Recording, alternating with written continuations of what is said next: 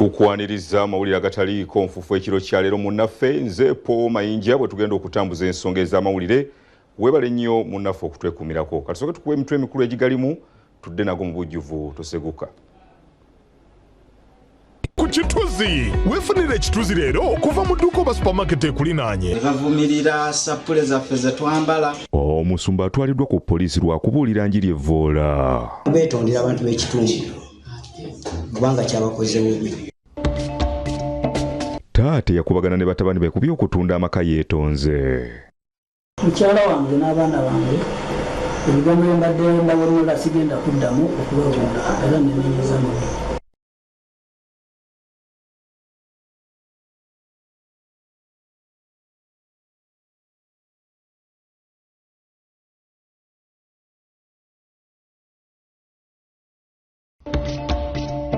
Will be remembered for her great contribution. Omubaka Cecilia Ogwal aziikiddwa tayebwa n'alabula ababaka. Si buli omu nti anaaziikibwa mu bitiibwa.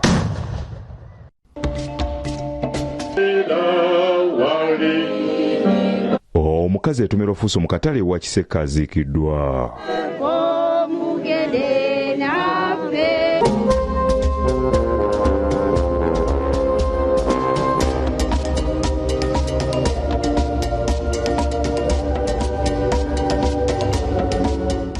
Gataliiko nfufu mu bujjuvu nsaba ngatandike n'ensonga ez'Abakristu ku kyalo Kayanja mu disitulikiti y'Obukomansimbi bano batutte omusumba w'abalokole ku poliisi nga bamulumirizza okubuulira Enjiri nga bw'avvoola enzikiriza endala. Omusumba Pascal Sebowa w'ekkanisa ya Gospel Extension yatunudde ebikalu ku poliisi y'Ekitanda mu disitulikiti y'Obukomansimbi.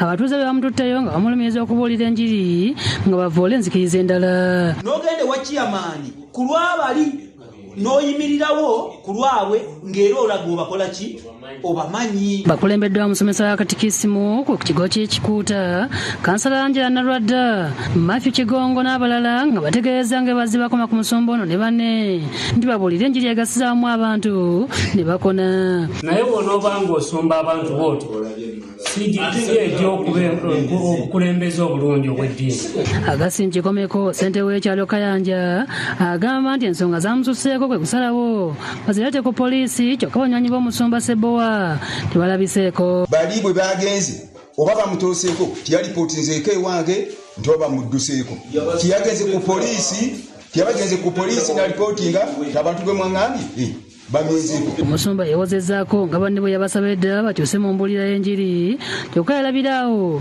nga bavudde ku mulamwa. Saamanya nti bali mu kisabiro nabatuuza ne mbannyonnyola ne bagamba ffe tubuulira bwe tuti. Bavumirira emidaali gye twambala ne bavumirira sapule zaffe ze twambala ne bavumirira Fazangobya ne bavumirira Sistameddeewo byabali ne bamuvumirira nti tusinza abantu abafedda. Yeetondedde Abakristu n'ab'enzikiriza endala okumusonyiwa. Nze njagala kubeetondera abantu b'ekitundu kubanga kyabakoze bubi naye nga bwentyo si bwe mbadde nkola emyaka giwera nga mpeereza Enjiri obutasiibika.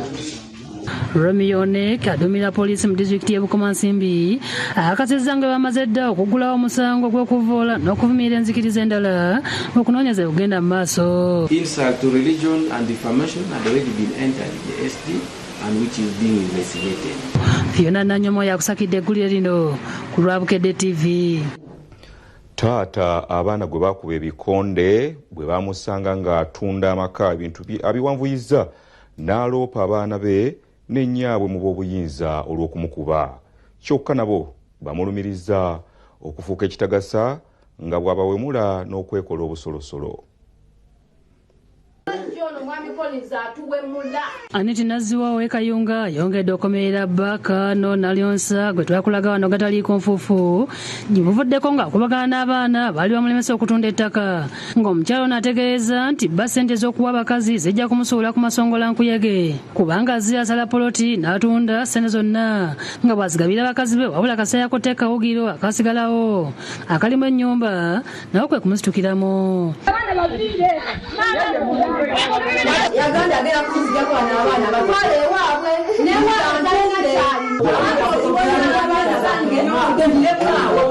yatulemesa okusoma ate ne katulira Nalonsa ensonga zitopya Collins Kafeero w'amaka n'eddembe ly'obuntu e Kayunga nga yeemulugunya olw'okumukuba n'okumulemesa okutunda amaka ge. Oluba luno amannya sirya bulungi muno omukono gukyusa. Asambaza ebyogerwa mukazi we n'abaana nti tagula mmere kubanga walonero yagulira kilo z'obuwunga 10 n'ekitundutundu ky'ensawo y'emboga so nga ne we yalundiranga enkoko awaka buli nkoko yabeeranga erwadde ng'agibawa ne bagisala ne bagirya. Sawa zino tayagala genda tambula kikyo mbufete tubeera n'amaka abakuze yatukolera yatusomesa wansomesa sebo ogamba naleka sente z'okalemba nalekayo mmeka nga ne lipooti saadi.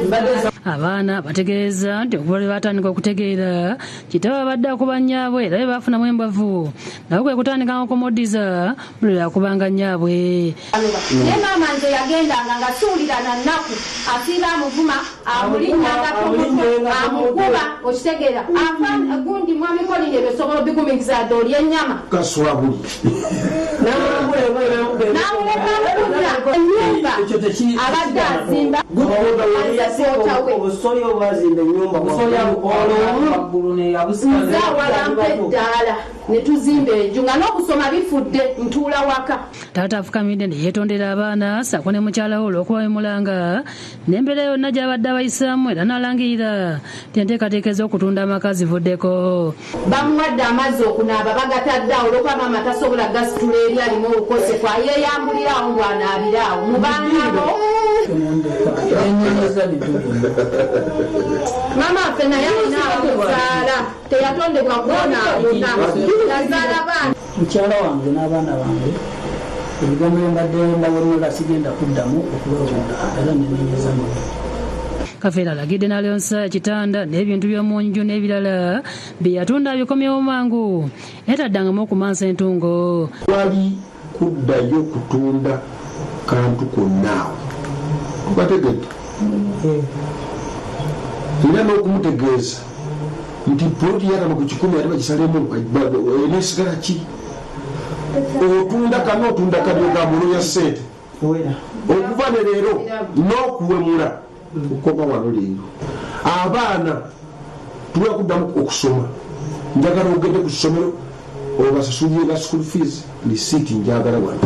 Akyukidde abaana n'abalagira obutaddamu kulwana muzadde. Twetaaga empisa z'omutukula muziba zaki za muntu bwe tuba nga byawukanye kitegeeza komere bakoze ki itundye. Emboozi eno twasooka kugikulaga ng'ennaku z'omwezi 12 omwezi guno nga batabani bakubagana ekitabo ono nga bamukugira okutunda waka.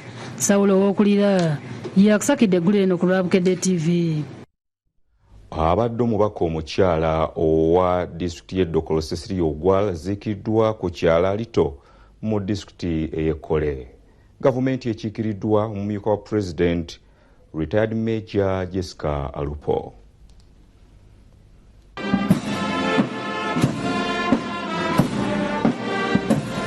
Omukolo gw'okuziika Babula Cecilia atimu Ogwal abadde omubaka omukyala owa Ddokolo gutandise na kusaba okulembeddwamu omulabirizi wa Lango Profesa Alfred Oluwanga ayambibwako owa West Lango Sizanina Oti aboogedde ku ddibwa omugenzi lyalese mu kitundu ne basaba Omukama amuwummuza emirembe. She does not discriminate on any person and played a tremendous role in the field of human rights, especially on defending the rights of a girl child. Kwetabyeko abakunavu okuva mu gavumenti abakulembeddwamu retired Major Jessica Alupo, omumyuka wa President Thomas Tayebwa, omumyuka wa Speaker, abaka ba Parliament n'abantu abalala. Kyokka Tayebwa asabye ababaka nti tebagezaako okupeeka gavumenti okubaziika mu bitiibwa n'abajjukiza nti Cecilia Ogwal aziikiddwa gavumenti mu kitiibwa kubanga yakikolerera. Now I know most of you members of Parliament are going to also demand when you die I want a state burial. Attacked and on merit, not only from her submissions but from her conduct, from mentally. Asabye ab'oludda olwabula gavumenti okulabira ku ngeri omugenzi gy'abadde yeeyisaamu. Honorable colleagues, I implore you, with technology we are able to continue learning from her. Go on YouTube, get videos of her, and you see how she submitted on very critical issues. Gladys Boss Sholi amyuka speaker wa parliament ye Kenya omugenzi amogeddeko ng'eyabayigiriza okutambuza ebyobufuzi ate nga n'obufumbo tebabusudde muguluka. She is somebody who we looked up to as a hero. She always spent time to sit with me for a meal, and each time she taught me about being a mother, being a wife, being a leader, being a woman leader, and also how to navigate the murky waters of politics, especially for women.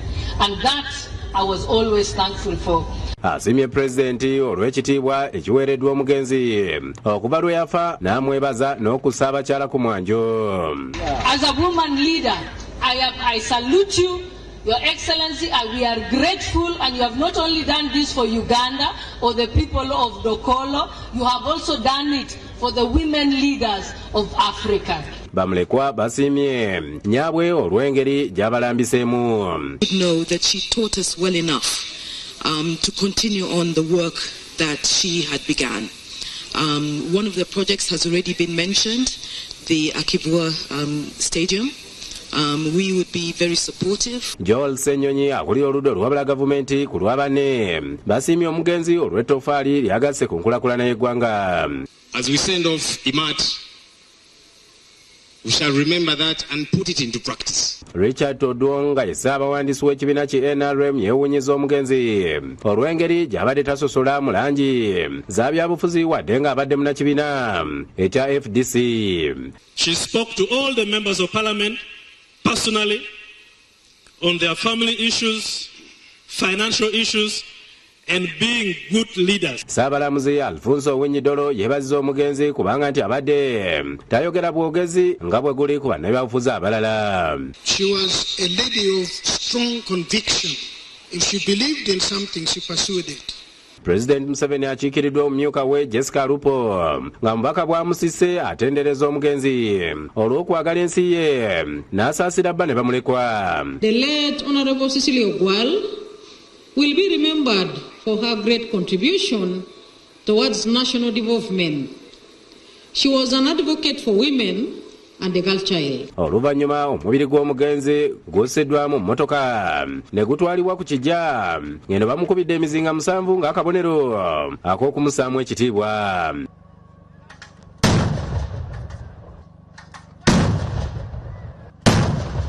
Robina Nantale yakusakidde eggulu lino ku lwa Bukedde TV. Omukazi yalabikira mu katambi ng'atomeddwa Fuso ewa Kiseka aziikiddwa olwaleero ne basaba abagoba b'ebidduka okwewala endiima. Charity Birungi Serwadda yalabikira mu katambi akasaasaanira ennyo ku mikutu emigattabantu. Fuso bwe yatomera bodaboda kwe yali atambulira n'ebakulula ku luguudo oluva ku Equatorial Mall ng'okkirira ewa Kiseka mu mwezi ogw'e11 omwaka oguwedde. Okuva olwo yatwalibwa mu ddwaliro ekiruddu gy'abadde ajjanjabibwa oluvannyuma lw'okufuna ebisago eby'amaanyi okutuusa lwe yafudde ku lwokuna lwa wiiki eno. Birungi abadde mufumbo nga yagattibwa ne bba John Serwadda nga babadde babeera ku kyalo Nsumbi Kyebando mu disitulikiti ey'e Wakiso. Ku lwokuna mwannyina Yasin Kavuma Sekamanya yategeeza nti omugenzi okuva lwe yafuna akabenje abadde mu ddwaliro ekiruddu okutuusa lwe yafudde. Kati olwaleero Birungi aziikiddwa ku kyalo Luwasa mu town council y'e Namayumba mu district y'e Wakiso. Okusaba kukulembeddwa Reverend Emmanuel Lutaya ng'ayambibwako omubuulizi w'ekyebando Douglas Kato Senninde n'abalala.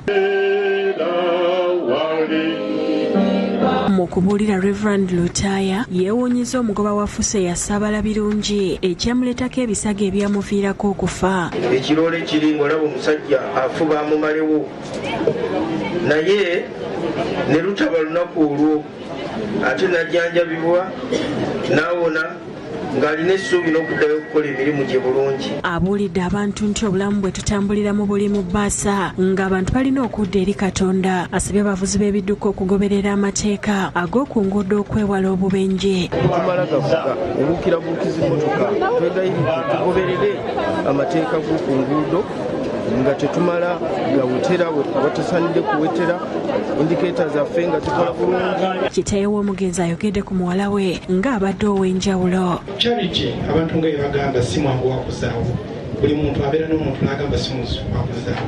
Ffe ku sayidi yaffe abadde akuŋŋaanya nnyo eŋŋanda nga bwabakola ku kyalo omulaba naffe bwabadde atukola mu famiri nga ye muntu ayimirirawo n'asobola okubeera everyone.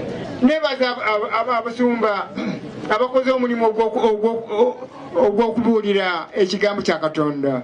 Mwebale nnyo, mwebalire ddala. Omugenzi alese bamulekwa 5 nga bonna babuwala era afiiridde ku myaka 48. Oluvannyuma omugenzi agalamiziddwa mu nnyumba ye ey'olubeerera. Abubatusa yakusakidde eggulire lino ku lwa Bukedde TV.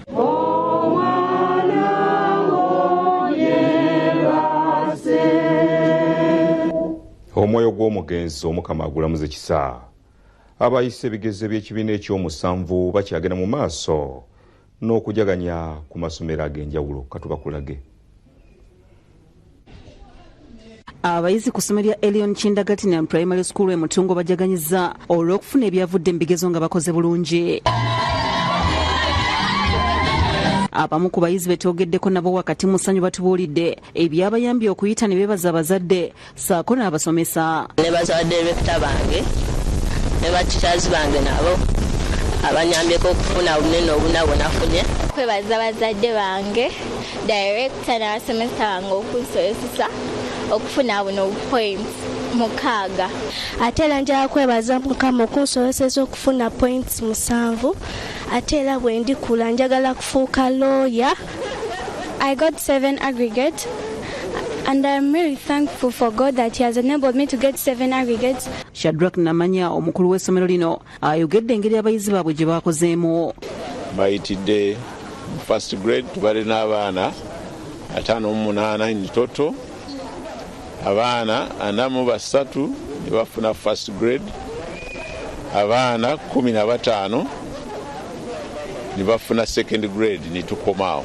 Asabye abazadde okubongera abaana. Tukyali mu registration ekyagenda mu maaso naye ebifo kati ebisigaddewo si bingi nnyo kubanga abantu bajumbidde era twagala nnyo abasigadde mujje mufune ebifo tusomere wamu. Iyo ku ssomero lya Springfield International ekibiri Kanaaba basiibye mu mazina olw'ebyavudde mu bigezo nga batuuza abayizi 2 nga anaku bo bayitidde mu ddala erisooka abalala mu lyakubiri. Francis Seshe omusomesa ow'ekyomusanvu ayogedde ku byavuddeko abayizi okuyita ne yeebaza abatandisi baalyo. Nnyo abaana baffe bayise bulungi. Twatuuza abaana 42, abaana 28 bafunye first grade, abasigaddeyo second grade. Abamu ku bayizi beebazizza abazadde n'abasomesa ababayambye okuyita. I would like to thank the Lord God that He has enabled me reach this day with me getting my 8 aggregates. I got 7 aggregates, and first of all I thank my God for enabling me to get those aggregates. Nebaza Mukama ati nafunye 9. Nebaza n'abasomesa bange abansomeseza. Roger Segirinya omukulu waalyo asabye abazadde okubongera abaana babangule. Springfield abazadde abeetolodde ekitundu mwenna nsaba Springfield ng'essomero bweriri ate ligenda kwongera okukola obulungi. Ku ssomero lya His Grace Junior School ekyambazi nsangi nabo bajaganyiza olw'abayizi baabwe okuyitira waggulu. Baatuuza abayizi 25 nga 15 bayitidde mu ddala erisooka n'abalala mu lyakubiri. Gloria Nantumbwe omu ku bayizi abasinze yeebazizza abazadde ne Katonda yabayambye okuyitira waggulu. Nebaza Katonda olw'okunyamba nenfuna first grade nga nina 7 aggregates. I got 7 aggregates. I thank the Lord for giving me knowledge. Balongo twebaza Katonda tutuyise bulungi ebibuuzo. Abazadde basiimye omulimu ogukoleddwa abasomesa. Baffe tubaagala nnyo omukozi omulimu omunene nnyo ogw'okutusomeseza abaana. John Muloko akulira ebyensoma asabye abazadde okubongera abaana. Ali eyo abali mu community mbebaza byonna bye mukoze just mbasaba mwongere okuleeta abaana izigula ezinto zemukiraba. Francis Walakira omukulu w'essomero asiimye omutandisi waalyo saako abazadde n'abasomesa nga naye asabye abazadde okubongera abayizi. Kubanga twakyetegekera ng'erinnya ly'essomero lyaffe His Grace, twesigama nnyo ku mpisa ze tuteeka mu baana, okuliisa obulungi abaana. Ku Prosper Junior School ekyengera nayo abayizi n'abasomesa bajaganyizza olw'okuyitira waggulu ebigezo. Abayizi baweereddwa kimeeme w'embuzi 2 okubayozaayoza olw'okuyita. Mary Nambalirwa omukulu waali ayogedde engeri gye baakozemu n'asiima Katonda okubatuusa ku buwanguzi. Junior School ekyengera tuli basanyufu nnyo olw'abaana baffe oyitira ebigezo waggulu ng'eyasinze yafunye 4 aggregates. Ayogedde ku ngeri gye bakuzaamu ebitone by'abaana n'asaba abazadde okubongera abaana. Olyegombesa okuleetawo omwana, environment yaffe ennungi esobozesa omwana okusoma obulungi, abasomesa baffe balina experience. Gerard Ndekwa ow'ebyensoma era akulira ekibiina ekyomusanvu ayogedde ebyavuddeko abayizi okuyitira waggulu n'asaba abazadde okubongera abayizi. We inform you that we still have vacancies from nursery up to P6. Abamu ku bayizi betwogeddeko nabo bebaziza Katonda n'abasomesa saako abazadde abatoola fiizi. Thank God for enabling me to get 4 aggregates. I thank my teachers plus parents for being there for me. Aggregate 7. Njagala okwebaza Mukama yansoseza gifuna. Aggregate 6, and I'm very grateful to my teachers, my parents and the Almighty God. Ate ku Kiddawalime Preparatory School e Namuŋŋoona nabo baayitidde waggulu nga tubasanze bayise ebivvulo. Batendereza akatabo ka Bukedde aka Paspiero E. Azaba Bukedde akatabo ka Paspiero E katuyambye kinene nnyo. Baza nnyo Mukama nti nasobodde okufuna 5 aggregate. Ndi musanyufu nnyo kubanga nsobodde okufuna obubonero 9 mu bibuuzo byange by'akamalirizo. Nafunye aggregate 9. Nebaza abasomesa bange abambeereddewo. Nga nebaza Allah okufuna obubonero 8. Stephen Okedi era myuka omukulu w'essomero yeebazza Katonda eyabayambye okukola obulungi era n'alambulula ku byabayambye okukola obulungi. Our children performed well due to good discipline, God-fearing children. Director w'essomero lino Mathias Kibuuka atendereza akatabo ka Paspiero E bw'atyo n'ayozaayoza abayizi olw'okukola obulungi. Abazadde ababasasulira fiizi nti omutindo gwe mwatugamba tugukuumye Kiddawalime nga bulijjo yakoze bulungi nnyo ebigezo bya P7.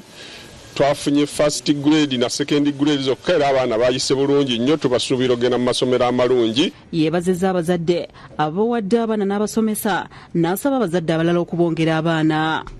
Tusaba abazadde mwongere okutusapootinga nga mutuwa abaana nga mutwongera n'okutusasula ku fiizi. Fiizi zaffe simbi zisoboka buli muzadde. Weewaawo muyogeyoge nnyo bannaffe. Kaakati tugenda kuwummula mu munaffe tukomewo n'ekitundu ekyokubiri eky'amawulire agataliiko nfuufu toseguka. Linda ne bino mu gataliiko nfuufu. Ebintu byonna ogenda obigenderera nga bemannya tukuuma ge gamu. Kebe ennono na buwangwa y'emu kubanga yasibirwa wamu mpumumpu emu. Abaana ba Ssekabaka abaana ba Kintu bonna bali mu mpumumpu emu. Kati tulina tuyinza baawula kabubeddi tufaanagana buli kye tukola amannya tukuuma ge gamu ebikolebwa bye bimu obusika bwe bumu ennono n'obuwanga kyeyemu tewaliwo kitwawula.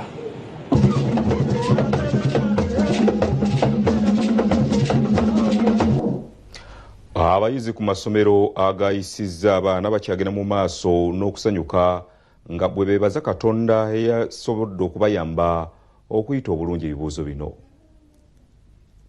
Ku ssomero lya Timis Junior School e Kawandakaya abasomesa n'abayizi bajaganyizza olw'abakola ebigezo bya Piero E omwaka oguwedde okuyitira waggulu.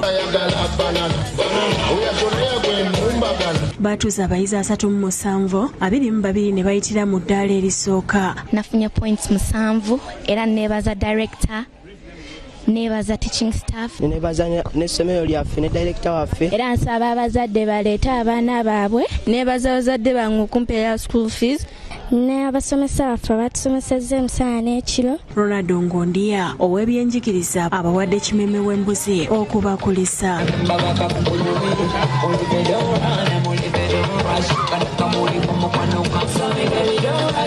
Edson Masereko omukulu w'essomero asabye bazadde okubongera abaana. Bazadde bonna gye muli mutuletera abaana era tujja bakwata bulungi. Twatuuzizza abaana 37 22 bayitidde mu ddaala erisooka 15 mu ddaala eryokubiri. Kuma abaana abato abakulu okuva ku baby class paka ku P7. Abazadde beegase ku bayizi n'abasomesa ku ssomero lya Nabbunga Fountains of Education e Kaliisizo mu disitulikiti ey'Ekyotera okujaguza olw'abayizi bano okuyita ebigezo by'ekibiina ekyomusanvu. Batuuza abayizi 116 91 ne bayitira mu ddaala erisooka. Abayise kuliko n'omuyizi abadde aweererwa omubaka John Paul Mpalanyi Lukwago oluvannyuma lwa kitaawe okukubwa essasi gye buvuddeko. Nebaza abasomesa bange nga Tya Muteesa, Tya Kabanda n'abalala. Baza nnyo okusaayo nnyo omwoyo n'atuleetera obubonero buna. Omukulu w'essomero Evelyn Nasiwa ayogedde ku bibayambye okukola obulungi n'asaba abazadde okubongera abaana. Nkoola abazadde bonna abatannamanya ssomero lino nti lye lisinga okukolera ddala obulungi okuyamba abayizi okukola obulungi. Mutuleetera abayizi olw'okwerekereza buli kimu bambi n'atuweeranga fiizi. Ku ssomero lya Quality Junior School e Kayanja mu disitulikiti y'e Mukono kubadde kunyeenya kugaliba enjole olw'abayizi okuyita ebigezo nga batuuza abaana 76 35 ne bayitira mu ddaala erisooka. Baziza Katonda n'abasomesa ababasobozesezza. I got 6 aggregate. I thank my teachers for supporting me, my parents. Okumbeerawo n'abazadde bange abasasulidde fees. Tusomesezza paka we tutuuse ku nkomekerero ya pire. N'omuyizi Ddundu Mary Juliet ng'alina obulemu ku mubiri gwe y'omu ku baayitidde waggulu. Ekyanyambye bwabadde buzibu bw'amaanyi so nebaza Katonda olw'ekyo. Lwebazira omukulu w'essomero obuwanguzi buno abutadde ku Katonda n'abasomesa. Byangu nnyo n'olwokuba nti abasomesa abazadde n'abaana babadde omuntu omu kituyambye okukolera ddala obulungi ate era nga tuzze tukola bulungi okuba essomero lye lyatandika. Asawa 11 bazukusedda basomesa abaana. Essomero lya Active Angels Junior School e Nansana naye okubadde kusagambiza olw'abayizi okuyita ebigezo era babawadde embuzi gye bookeza ne bali omukyomo.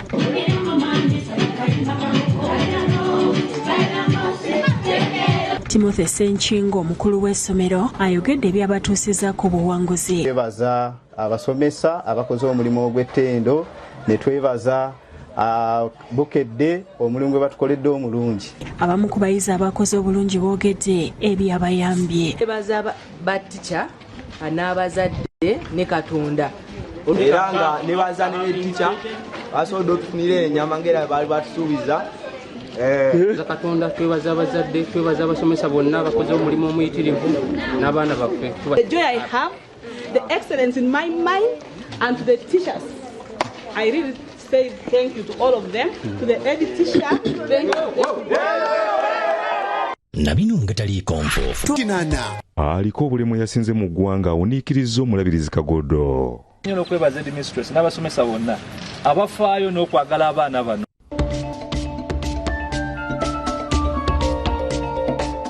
Mu mawulire agataliiko nfuufu olwaleero tukuleetedde omuyizi aliko obulemu ono ye yasinze banne mu ggwanga n'obubonero 9 yeewuunyisiza nnyo Omulabirizi w'e Mukono Bishop Enos Kitto Kagodo. Omuyizi ono tasobola kuwandiika wadde okukwata ekintu kyonna olw'ekikula kye era ekirooto kye kyakufuuka dokita.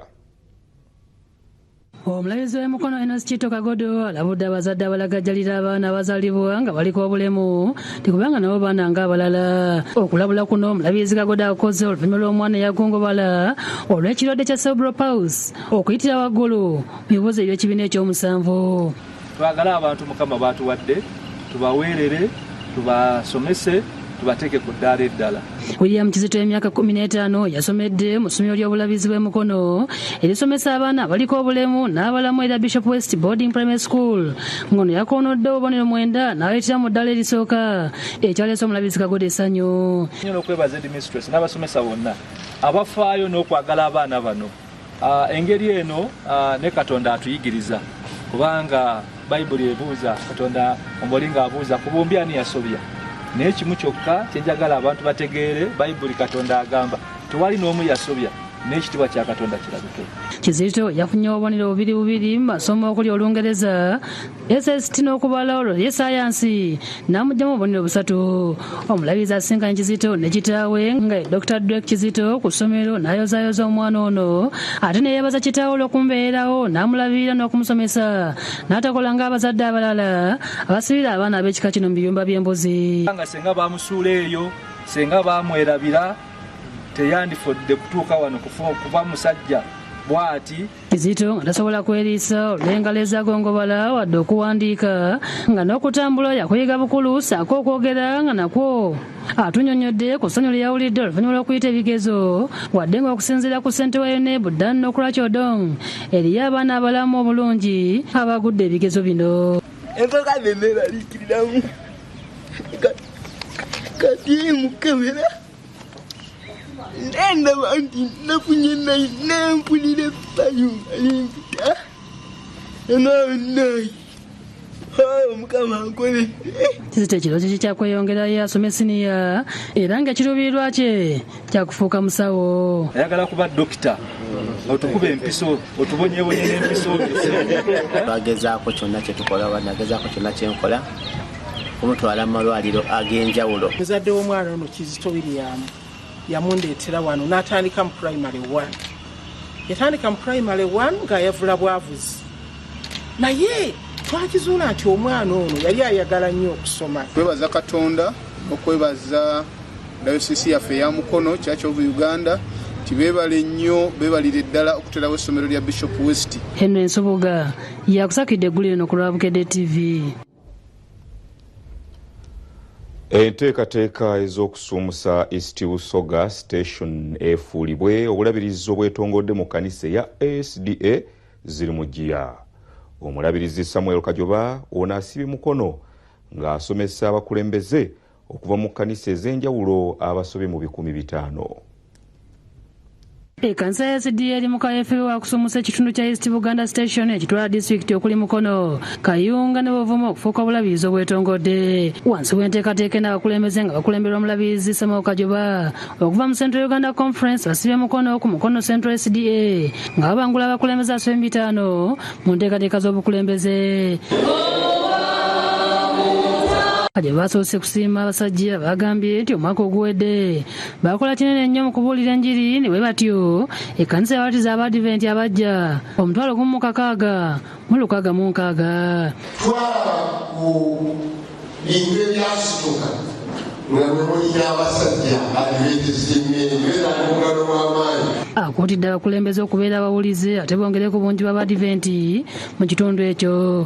Twetaaga okusalira ekkanisa, twetaaga okusalira abakulembeze, twetaaga okusalira abaaka baffe, twetaaga ebyo okusala okukwetaaga. Omusumba Hannington Ntuulo atwala East Buganda Station ayogedde ku nteekateeka ez'okusumusibwa ezigenda mu maaso. Omwaka guno 2024 mwaka gwa kweyongerako naye nga guli mu nsonga yakubuulira njiri. Y'omusumba Emmanuel Sali Kiganda ayogedde ku bigenda okutunuulirwa ennyo nga bafuuse obulabirizi. Okunoonya amagezi gonna, okunoonya engeri yonna gy'osobola okuba nti n'ebyenfuna byeyongera. Mu ngeri yemu Abadiventi beetabe mu kusinza kwa Ssabbiiti okw'okutikkira abaweereza ba kkanisa abamanyiddwa nga Master Guide ku kkanisa ya SDA Makerere. Okulembeddwa Minisita Waisu akulira ekitongole ky'abavubuka mu kkanisa y'Abadiventi mu Uganda Union nga mu kubuulira akuutidde abavubuka bulijjo okwenyigira mu buweereza oba Katonda naddala okubuulira enjiri ekyusa bannaabwe.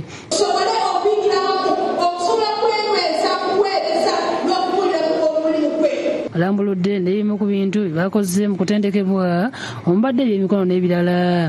Esalaze obwetaavu obw'okubudaabuda abavubuka bayogeddeko nga baweddemu essuubi ensangi zino n'akalaatira batikkiddwa okubeera abakozi.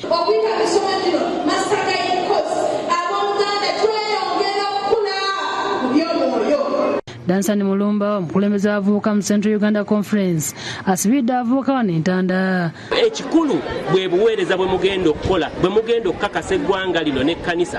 Abatiikiddwa mubaddemu abakadde nga basansula okumaliriza emisomo. Ekintu ky'okusoma master guide kintu kirungi nnyo. Ye Omusumba Rogers Kagwa ngono yakulira ebyamawulire n'ebyempuliziganya mu kkanisa y'Abadiventi mu Central Uganda Conference ajjukiza President Museveni okutuukiriza obweyamo bwe yakola mu mwaka gwa 2018 bwe yali asinkanye omukulembeze w'Abadiventi mu nsi yonna. Teddy Wilson bwe yategeeza nga bwe bagenda okugyayo ebibuuzo byonna ebikolerwa ku lunaku olw'omukaaga ng'ekiganiro kyekuusa ku ssekitiibwa mu nzikiriza eno n'okuwa eddembe lyabwe ery'okusinza. Olunaku luno lubeere gazeted nga tulina ennaku 5 zitumala mutuyinza okusomera n'okukola ebigezo. Ekyo kye tusaba gavumenti etuyambemu. Bino Kagwa byogedde mu kusinza okw'okujjukira olunaku lw'eddembe ly'okusinza mu kkanisa ya Kireka SDA n'asaba omukulembeze w'eggwanga okuteeka mu nkola obweyamo obwo.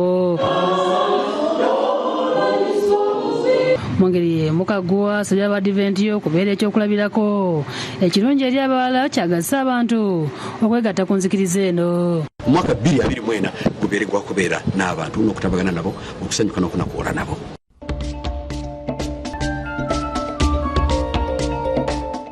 Mu kitundu kino abatuuze ku byalo 7 mu luka gw'Eddegeya mu ggombolola y'e Kalagala mu disitulikiti y'e Luweero bano be basobeddwa olw'omukungu eyabakwasibwa ekitongole ky'enkuluze mu Bwakabaka bwa Buganda okuddukanya ettaka kwe bali ate okugaana okukwata obusuulu. Abatuuze bano bakubyalo okuli Eddegeya Central Bugabo n'amwatulira Bulemeezi Kibajjwe nga bisangibwa mu luka gw'Eddegeya mu ggombolola y'e Kalagala mu disitulikiti y'e Luweero nga bagamba nti omukungu eyabakwasibwa ekitongole ky'enkuluze mu Bwakabaka okukolagana nabo nga bamuwa obusuulu yabugaana kati abagamba ettaka yaligula. Ekibajja enviiri ku mutwe ate wazzibwa abantu abalala nga nabo bagamba be balina okuddukanya ettaka lino nga kino kyabaliriza okwekubira enduulu mu ofiisi ya ssentebe w'ekibiina ky'NRM ekyambogo okulaba nga bayingira mu nsonga zino. Kati aba ofiisi ya ONC ekulirwa Jatadija Namyalo batuuziza olukiiko Eddegeya nga bakulembeddwamu Omulongo Abdukalimu Tamale akulira emirimu gya ofiisi eyo mu bbendobendo lya Luweero. Jimmy Kamyamukibi ow'omuluka mu myuka Eddegeya alina byalambuludde. Ettaka lino ery'Eddegeya lyamulangira Mutebi ery'obwannannyini eryajjamu emberebezi nti lyagulwa omwami gwe bayita Mugeebwa Moses.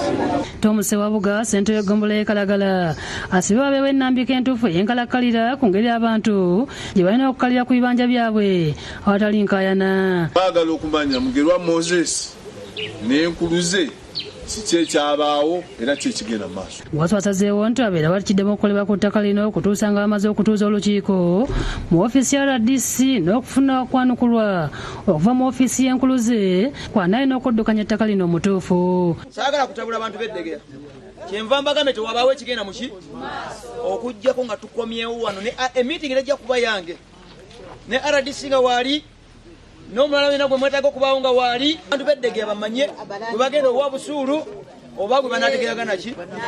Nyongera kubagumya tewali agenda kutwala kibanja oba poloti ya muntu lwampaka.